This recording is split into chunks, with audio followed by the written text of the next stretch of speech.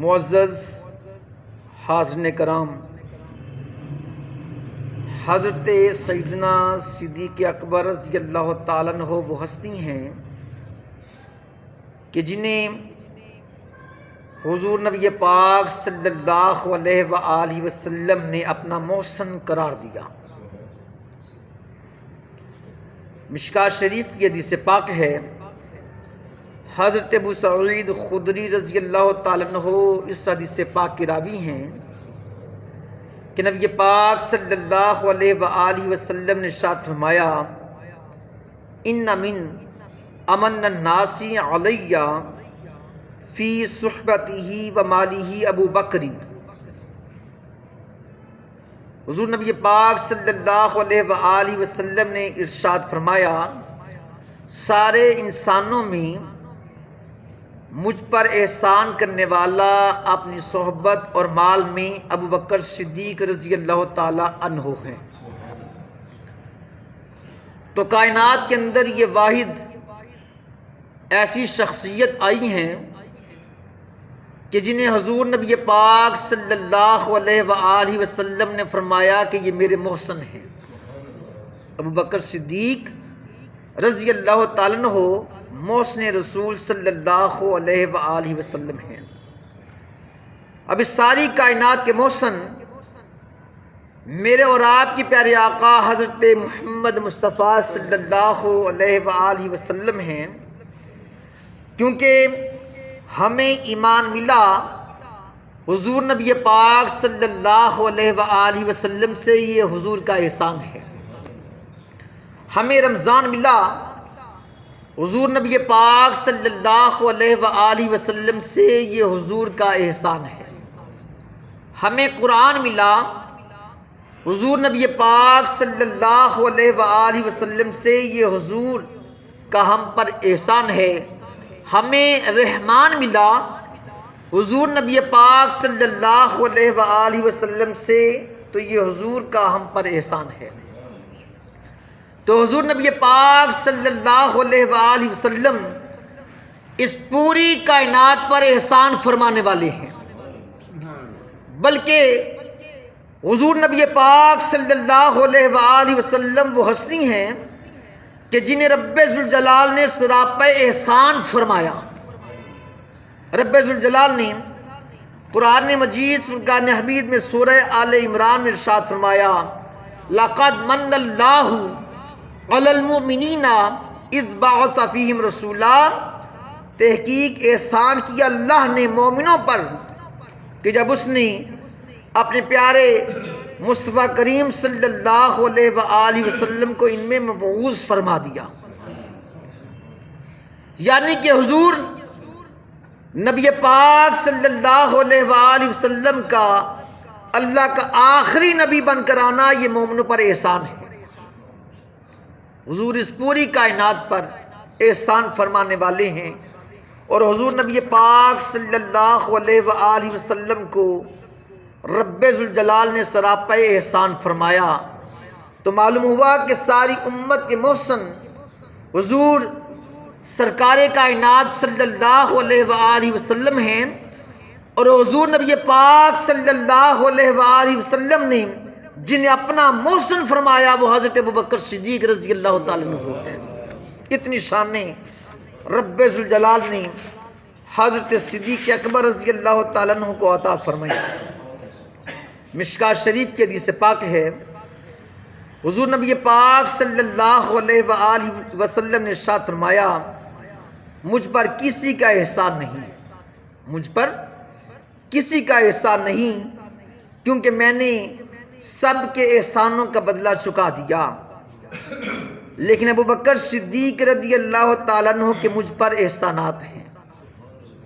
اب دیکھیں حضور نبی پاک صلی اللہ علیہ وآلہ وسلم کی واضح حدیث پاک ہے کہ حضور نے فرمایا کہ میں نے سبھی کے احسانوں کا بدلہ چکا دیا، کسی کا اب مجھ پر احسان نہیں، مگر حضرت ابوبکر صدیق رضی اللہ تعالیٰ عنہ کے مجھ پر احسانات ہیں۔ ایک اور حدیث پاک میں آتا ہے، ابن عساکر نے ام المومنین حضرت عائشہ صدیقہ رضی اللہ تعالی عنہا سے روایت کیا کہ نبی کریم صلی اللہ علیہ وآلہ وسلم نے ارشاد فرمایا الناس کلہم یحاسبون الا ابا بکر۔ پیارے آقا صلی اللہ علیہ وآلہ وسلم نے فرمایا کہ کل بروز قیامت سارے لوگوں سے حساب لیا جائے گا۔ کل بروز قیامت سارے لوگوں سے حساب لیا جائے گا، لیکن میرے ابو بکر صدیق رضی اللہ تعالیٰ عنہ سے حساب نہ لیا جائے گا۔ یہ حضور نبی پاک صلی اللہ علیہ وآلہ وسلم کا اعلان فرمانا کہ میرے ابو بکر صدیق رضی اللہ تعالیٰ عنہ سے قیامت والے روز حساب نہ لیا جائے گا، تو بروز قیامت منظر کچھ یوں ہوگا کہ ایک طرف صدیق اکبر رضی اللہ تعالیٰ عنہ کے احسان کا بدلہ دیا جائے گا، اور دوسری طرف صدیق اکبر رضی اللہ تعالیٰ عنہ سے حساب نہ لیا جائے گا، بغیر حساب ان کو جنت میں داخل فرمایا جائے گا۔ تو اتنی شانیں رب ذوالجلال نے صدیق اکبر رضی اللہ تعالیٰ عنہ کو عطا فرمائیں۔ مشکات شریف کی حدیث پاک ہے، میرے اور آپ کی پیارے آقا حضرت محمد مصطفیٰ صلی اللہ علیہ وآلہ وسلم نے ارشاد فرمایا ما نفعنی مال احد قط ما نفعنی مال ابی بکر۔ مجھے کسی کے مال نے اتنا نفع نہ دیا جتنا نفع مجھے حضرت ابو بکر صدیق رضی اللہ تعالیٰ عنہ کے مال نے دیا۔ بے شمار احادیث مبارکہ میں پیارے آقا صلی اللہ علیہ وآلہ وسلم نے صدیق اکبر رضی اللہ تعالیٰ عنہ کی شانیں، آپ کے احسانات کا ذکر کیا۔ ایک حدیث پاک میں آتا ہے کہ جب نبی پاک صلی اللہ علیہ وآلہ وسلم مدینہ منورہ میں تشریف لائے تو فوراً ایک مسجد کی ضرورت محسوس ہوئی، تو حضور نبی پاک صلی اللہ علیہ وآلہ وسلم آپ مسجد کی تعمیر کے لیے کسی مناسب جگہ کی تلاش میں مصروف ہو گئے۔ ان دنوں میں حضرت اسعد بن زرارہ رضی اللہ تعالیٰ عنہ مدینہ منورہ کے وہ مقامی باشندے تھے، حضور صلی اللہ علیہ وآلہ وسلم کے غلام تھے۔ تو انہوں نے حضور نبی پاک صلی اللہ علیہ وآلہ وسلم کی مدینہ منورہ میں آمد سے پہلے ایک مربد میں 5 وقت کی نماز کا اہتمام کیا۔ 5 وقت کی وہ نماز پڑھایا کرتے تھے۔ مربد کیا ہوتا ہے؟ مربد ایک ایسی جگہ ہے جہاں پر کھجوروں کو سکھایا جاتا ہے اور ان کے چھوارے بنائے جاتے ہیں۔ تو حضور نبی پاک صلی اللہ علیہ وآلہ وسلم نے اپنے صحابی حضرت اسعد بن زرارہ رضی اللہ تعالیٰ عنہ سے پوچھا کہ یہ جگہ کس کی ہے جہاں پر آپ نے 5 وقت کی نماز کا اہتمام کیا ہوا ہے؟ تو انہوں نے عرض کی یا رسول اللہ صلی اللہ علیہ وآلہ وسلم، یہ جگہ 2 یتیم بچوں کی ہے جن کا سرپرست میں ہوں، میں ان کی پرورش کر رہا ہوں۔ ایک بچے کا نام سہیل اور دوسرے کا نام سہل ہے۔ تو حضور نبی پاک صلی اللہ علیہ وآلہ وسلم نے ان دونوں معصوم بچوں کو بلایا اور ان بچوں سے کہا کہ یہ جگہ اللہ کے گھر کے لیے، مسجد کے لیے ہم خریدنا چاہتے ہیں، اس کی قیمت لے لو اور یہ جگہ اللہ کے لیے وقف کر دو۔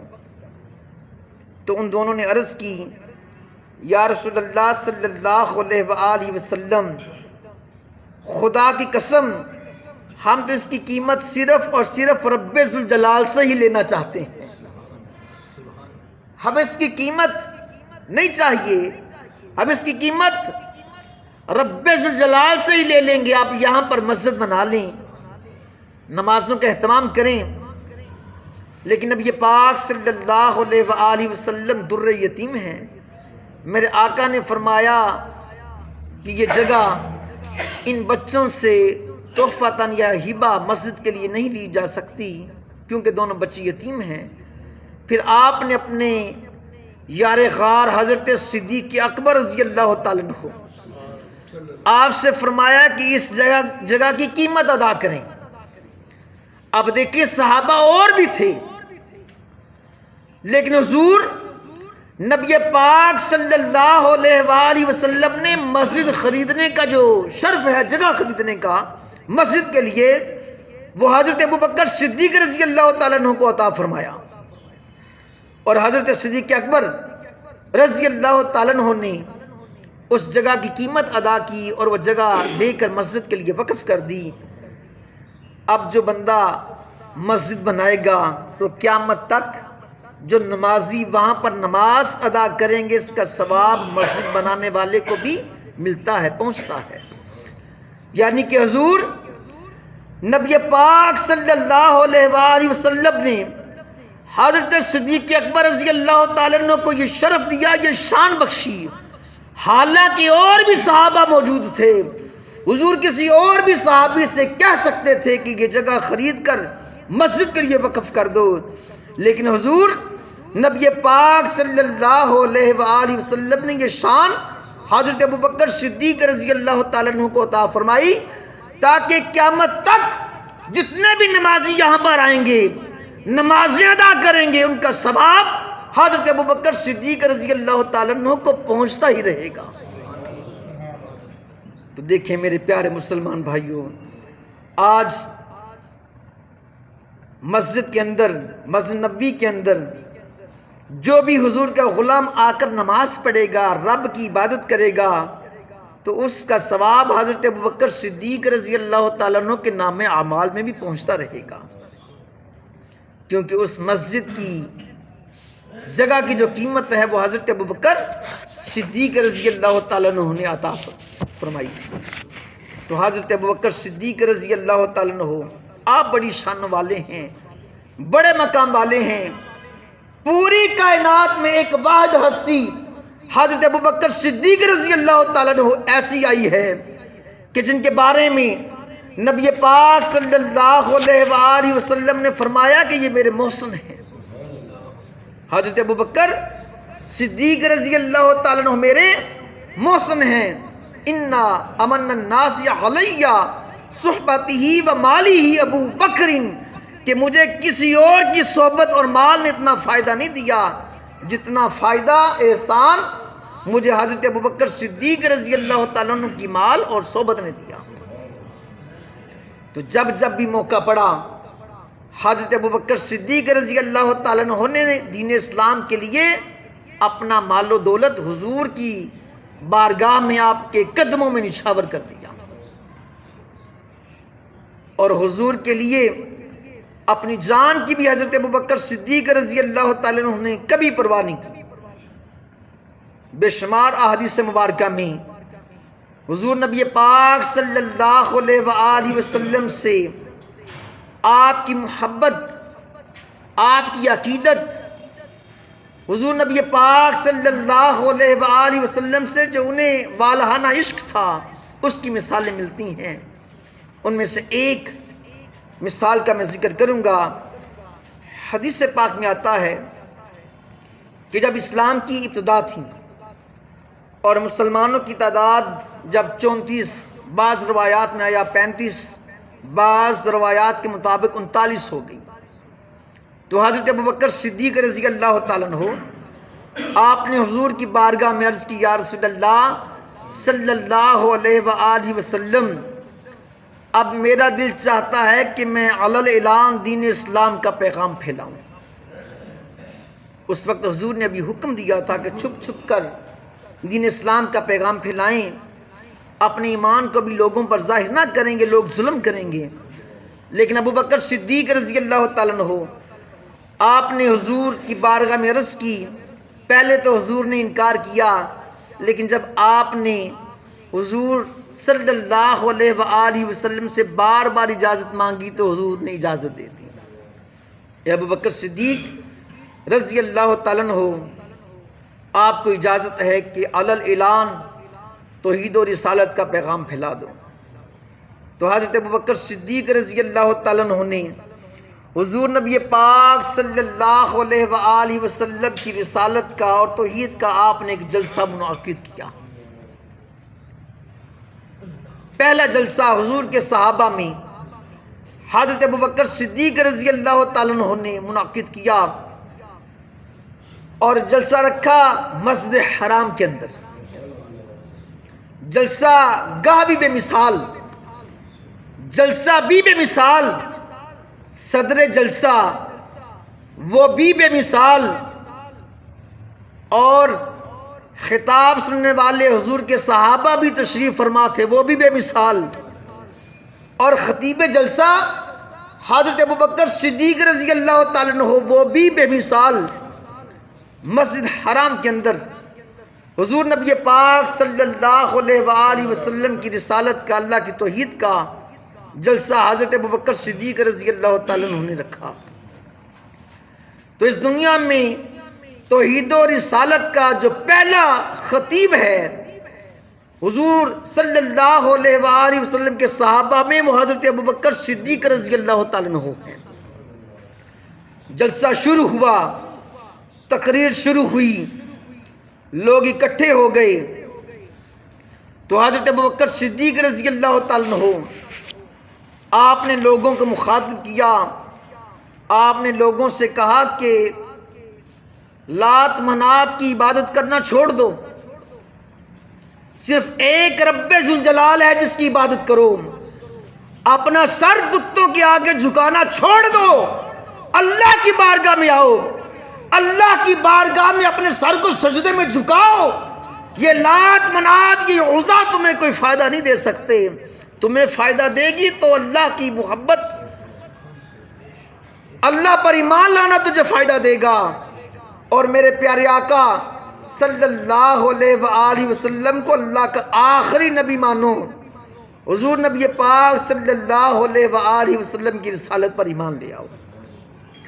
حضرت ابوبکر صدیق رضی اللہ تعالیٰ عنہ نے فرمایا کہ سجدہ صرف اور صرف اللہ رب العزت کی ذات کے لیے ہے، بتوں کو سجدے کرنے چھوڑ دو، اللہ کی بارگاہ میں آؤ اور حضور کو اللہ کا آخری نبی مانو، حضور پر بھی ایمان لے کر آؤ.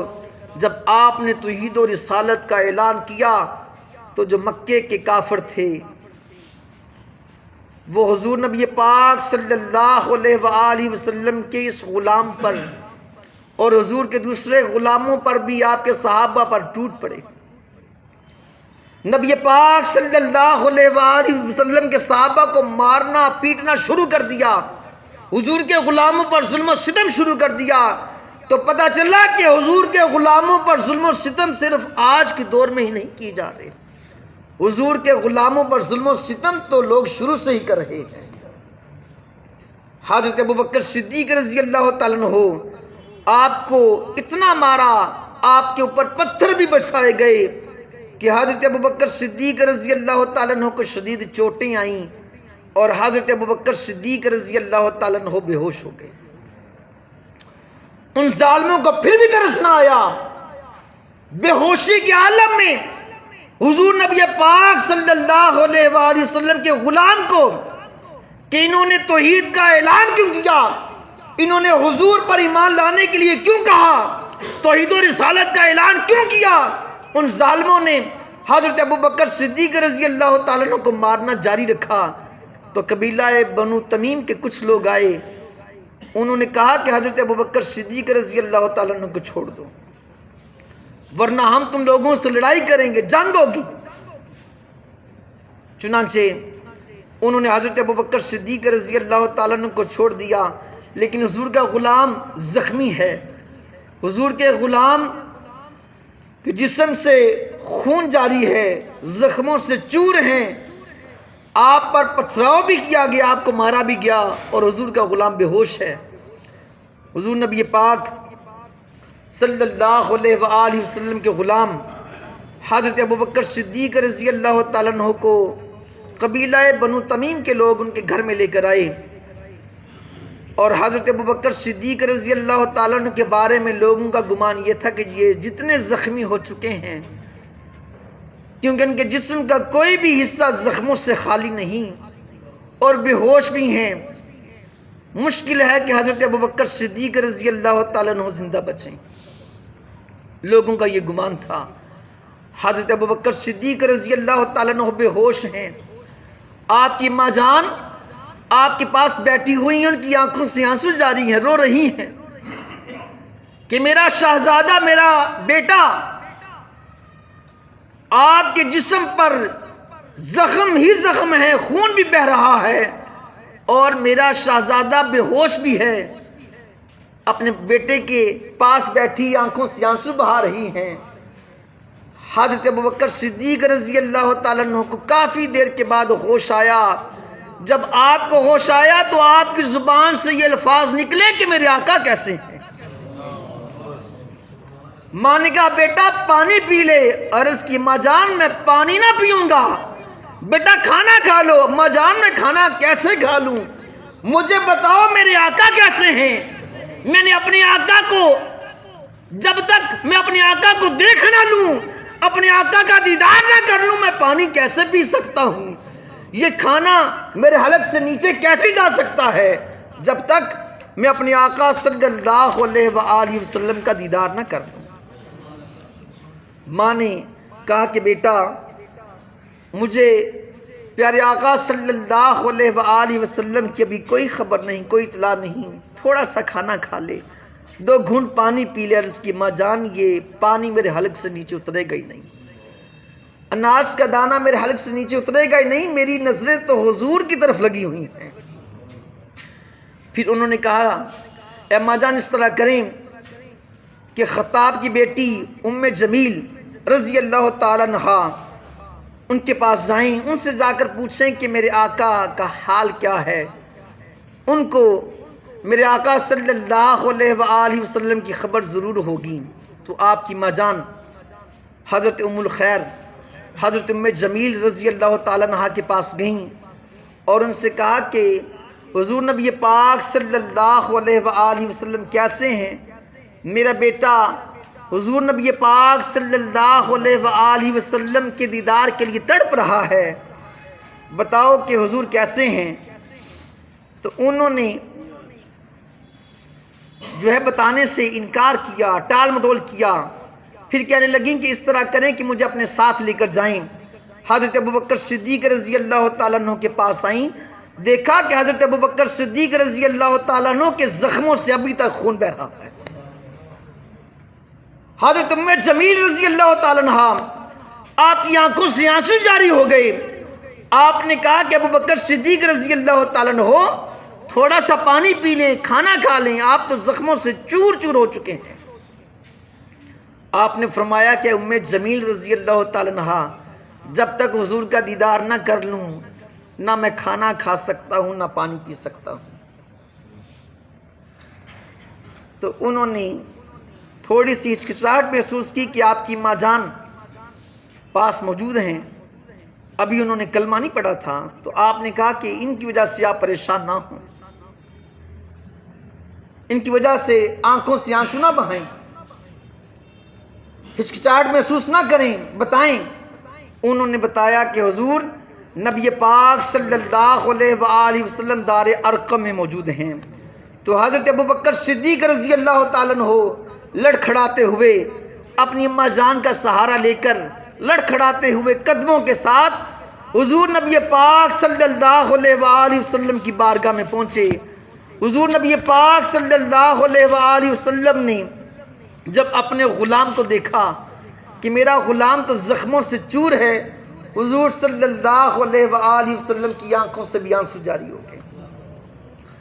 آپ نے فرمایا صدیق اکبر تھوڑا سا آرام کر لیتے، زخموں کو ٹھیک ہو لینے دیتے، پھر میری بارگاہ میں آ جاتے۔ عرض کی یا رسول اللہ صلی اللہ علیہ وآلہ وسلم یہ کیسے ہو سکتا ہے کہ آپ کا دیدار کیے بغیر میں کھانا کھا لوں، پانی پی لوں، میرا تو ایک لمحہ بھی آپ کے بغیر نہیں گزرتا۔ حضور نبی پاک صلی اللہ علیہ وآلہ وسلم نے اپنے غلام کو دیکھا، آنکھوں سے آنسو جاری ہو گئے۔ شاعر نے ترجمانی اپنے الفاظ میں کی، کہتا ہے دیکھ کے کملی والا رویا، دیکھ کے کملی والا رویا، آنکھیں ڈاڈا صبر کمایا، حشر دیاڑے میں نال لے جاساں پاک نبی نے فرمایا۔ تو حضرت ابوبکر صدیق رضی اللہ تعالیٰ عنہ اس دنیا کے اندر، اس کائنات کے اندر وہ واحد صحابی ہیں کہ جن کے بارے میں حضور نبی پاک صلی اللہ علیہ وآلہ وسلم نے فرمایا کہ یہ میرے محسن ہیں، سارے لوگوں کے احسانوں کا بدلہ میں نے دے دیا، لیکن حضرت ابوبکر صدیق رضی اللہ تعالیٰ عنہ کے مجھ پر بڑے احسانات ہیں، ان کا بدلہ بروز قیامت رب ذوالجلال خود چکائے گا۔ اتنی شانوں کے مالک کون صدیق اکبر رضی اللہ تعالیٰ عنہ ہو، کشتہ عشق رسول صدیق اکبر رضی اللہ تعالیٰ عنہ ہو، نبی پاک صلی اللہ علیہ وآلہ وسلم کی خاطر اپنی جان کو دینے والا ابوبکر صدیق رضی اللہ تعالیٰ عنہ ہو، دنیا اسلام کا پہلا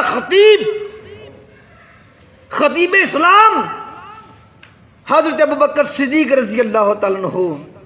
رب ذوالجلال نے آپ کو بڑی شان عطا فرمائی۔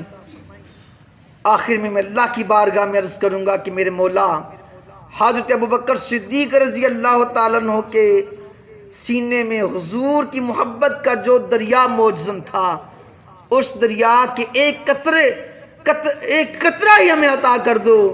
جب رب ذوالجلال ہمیں وہ ایک قطرہ بھی عطا کر دے گا تو ہماری دنیا بھی سنور جائے گی، آخرت بھی سنور جائے گی۔ اللہ رب العزت کی بارگاہ میں دعا ہے کہ جئیں تو ایمان کے ساتھ، مریں تو ایمان کے ساتھ، اور صحابہ پر ایمان لانا، سارے صحابہ جو ہیں حضور نبی پاک صلی اللہ علیہ وآلہ وسلم کے، وہ سارے کے سارے جنتی ہیں۔ اگر کوئی شخص ایک بھی صحابی کے بارے میں اپنے دل میں ملال لے کر آئے کہ حضور نبی پاک صلی اللہ علیہ وآلہ وسلم کا جو فلاں صحابی ہے اس کی شان کو گھٹائے، ان کے بارے میں بغض رکھے، تو وہ بندہ دار اسلام سے خارج ہو جاتا ہے۔ آل رسول، ازواج رسول اور صحاب رسول سب کی شانوں کو تسلیم کرنا، سب پر ایمان لانا انتہائی ضروری ہے۔ اللہ تعالی ہمیں اس پر عمل کرنے کی توفیق عطا فرمائے۔ آمین وما علینا الا البلاغ۔